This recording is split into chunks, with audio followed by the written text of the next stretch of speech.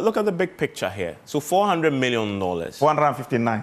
But you said that was whittled down already? To 331. So currently it's $331 million? Yes. Okay, so it's no longer $400 million. $331 million. That's yes. what you're considering right now? Even the initial, on the surface, when the Finance Committee sat and interrogated the people, they said they themselves agreed and went and brought it down to 351. So the Trade Ministry has agreed now to whittle down to $351 million currently? Exactly. Okay.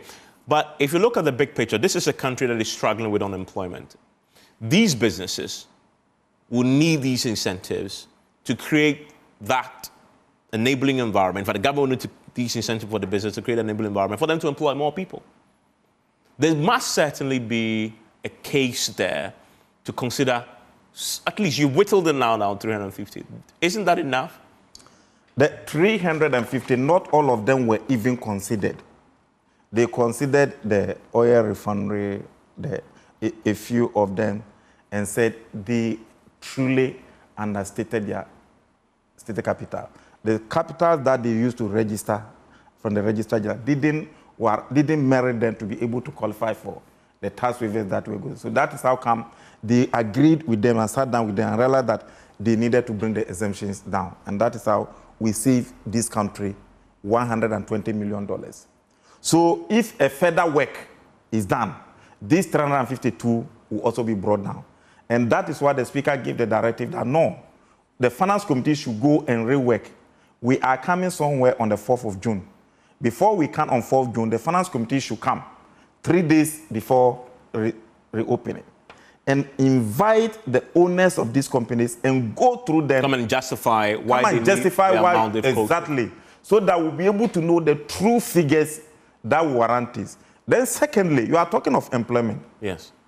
Evans, Multimedia, have we been giving you tax waivers?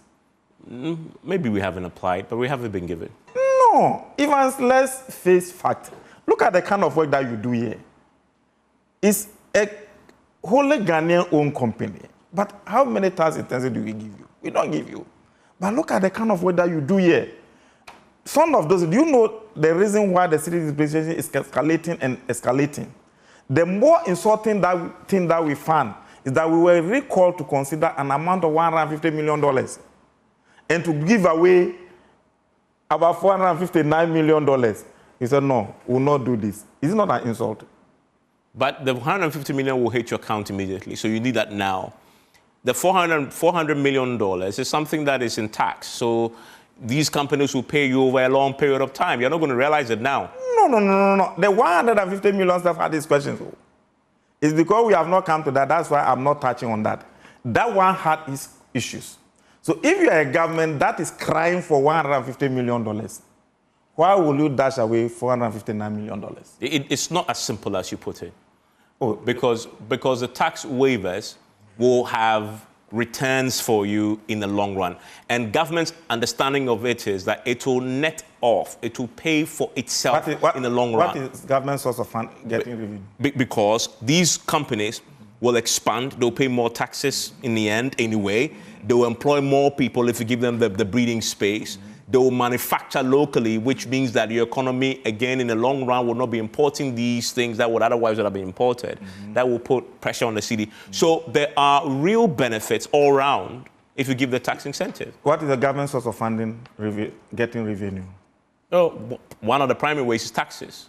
So if the taxes are exempted, how will government get revenue? Well, but that is my point. That if you if government goes, if you dash what there's a multiplier effect there. The multiplier effect too is also in the long run. And you agree with me? It's not in the short run. If government is to give out what government is entitled to collect, and government is going for a loan, how will government be able to repay the loan?